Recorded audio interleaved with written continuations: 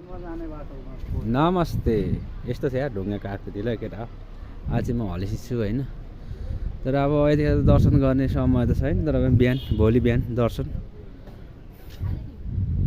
आजलाई यत्तिकै घुमघाम गर्ने अनि जाने, भोलि बिहान चाहिँ दर्शन छ। अब यो 12:30 भइसक्यो के हजुर?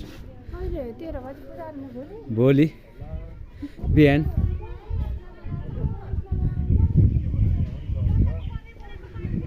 अब आजलाई त यतिको भइगयो।